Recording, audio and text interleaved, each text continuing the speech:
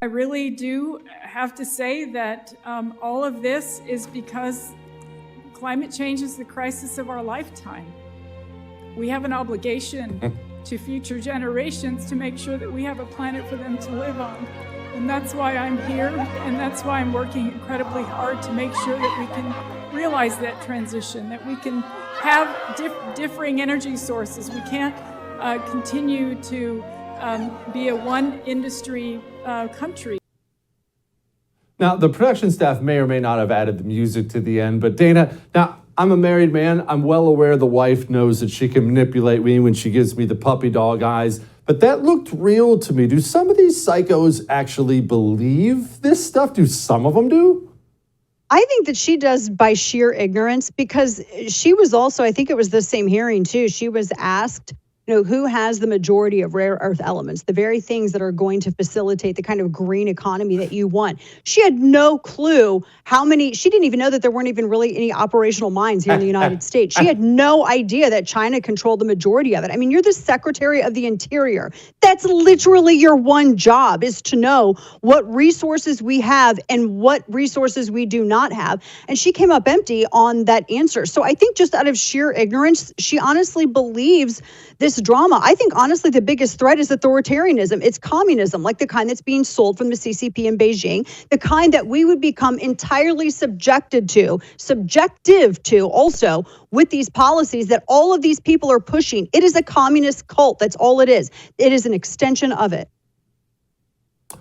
Dana, why destroy your own country, though? Because you brought it up, and I agree with you that these people want to wreck us. They want us subservient to China, but don't they have to live here too? Why would John Kerry, why would these nutballs want to be subservient to China? What do they get? Well, they have to live here too, but they get to live differently than we do. I mean, John Kerry, he enjoys the fruits of another man's labor. He ended up marrying very well to a woman who had a very successful first marriage. And so he gets to fly around on, the Heinz's, private jets, et cetera. So they all have to live in this country that they would make subservient to China, but yet they get special perks, because that's what, we used to call them limousine liberals, but I think it's such an insult to like the Tocqueville kind of classical liberal.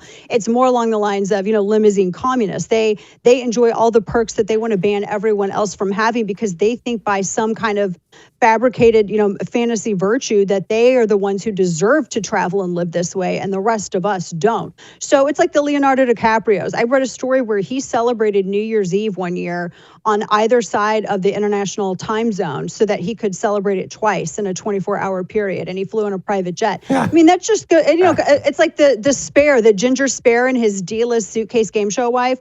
They fly around on their private jet everywhere while they lecture everyone else about being responsible and flying less, traveling less, or Bill Gates suggesting that everyone should eat bugs because it's better for the environment, but yet, that he's eating some good protein.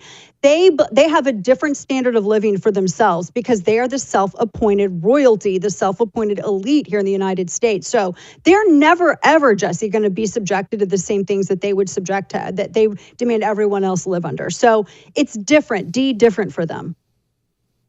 I agree with most of that. I'm not quite sure Bill Gates is getting the protein you say. I've seen him in fairly tight he does have shirts, teeth. and I don't know that I don't know that that's a high protein diet, Dana. I'm not looking at a high protein diet when I look at Bill Gates.